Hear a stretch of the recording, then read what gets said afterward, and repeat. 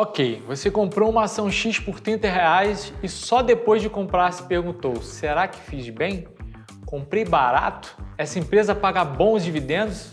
A empresa Y seria melhor?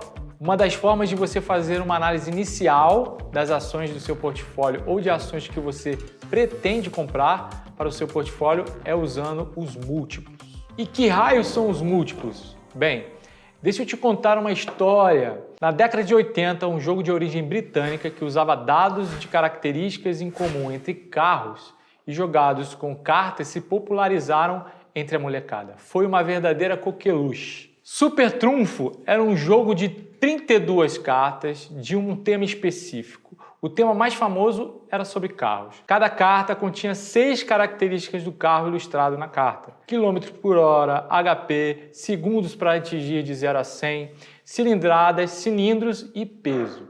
O jogador da vez escolhia uma das características e comparava com a carta dos outros jogadores. Dependendo da característica escolhida, o maior ou menor valor ganhava a rodada. Assim são os múltiplos, características em comum que todas as empresas de capital aberto disponibilizam, que podem ser comparadas e analisadas de forma rápida. Eles nos ajudam a comparar empresas do mesmo setor ou até mesmo de setores diferentes. Quais são os tipos de múltiplos mais comuns e mais usados? Editor, faz as honras, hein?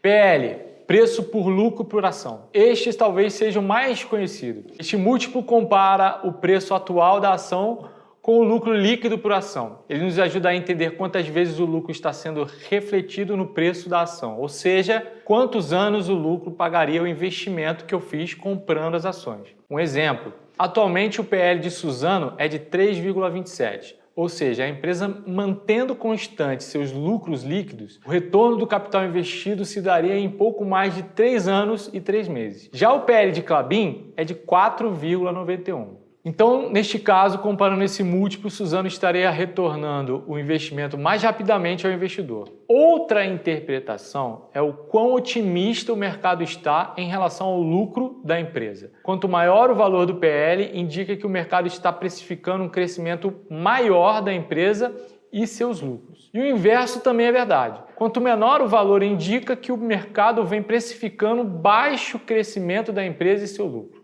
Mas entendam, este é um indicador. Cada empresa aberta distribui um percentual X do lucro líquido aos seus investidores. Pesquise no RI, o relacionamento com investidores, de cada empresa. Podemos também ter PLs negativos, caso a empresa não tenha lucro. Porém, não necessariamente isso é ruim. Vamos lá. Imagine uma empresa que esteja reinvestindo seus lucros para a expansão de seus negócios. Mas, de fato, podem haver casos em que empresas não tenham lucros e estejam passando por dificuldades financeiras. P por VP, preço por valor patrimonial. Aqui, o preço da ação é comparado ao valor patrimonial da empresa por ação. Ele indica se a ação está sendo negociada com um desconto ou um prêmio. Famoso tá caro ou tá barato. Mas em relação ao seu patrimônio líquido, esse múltiplo é muito usado quando vamos analisar fundos de investimentos imobiliários. Pelo negócio, fundos de investimentos imobiliários ser de fácil compreensão. EV por EBITDA, agora complicou, mas vamos lá. É o valor da empresa sobre o lucro antes dos juros, impostos, depreciação e amortização.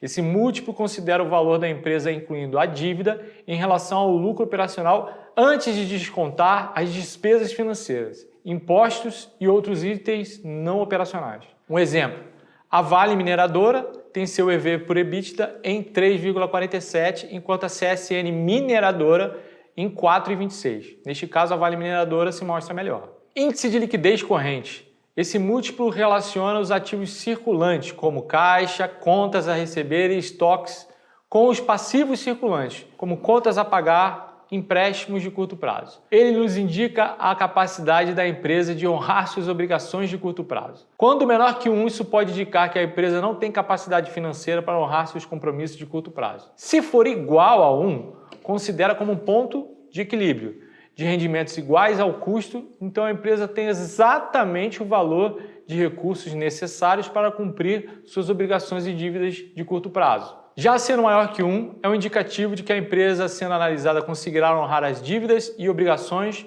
com terceiros de curto prazo. Margem bruta.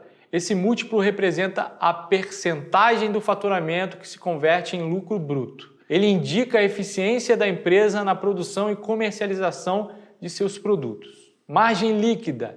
Esse múltiplo representa a porcentagem do faturamento que se converte em lucro líquido. Ele indica a eficiência da empresa em controlar seus custos e despesas. Empresas como a Magazine Luiza, Via e Natura são avaliadas utilizando esses múltiplos. Exemplo, a margem bruta é calculada dividindo o lucro bruto sobre receita total, vezes 100. No caso de Kepler, a margem bruta é de 35% e a margem líquida calculada dividindo o lucro líquido por receita líquida, ainda usando Kepler como exemplo, a margem líquida atinge 20%. Dividend yield, mais o nomezinho em inglês.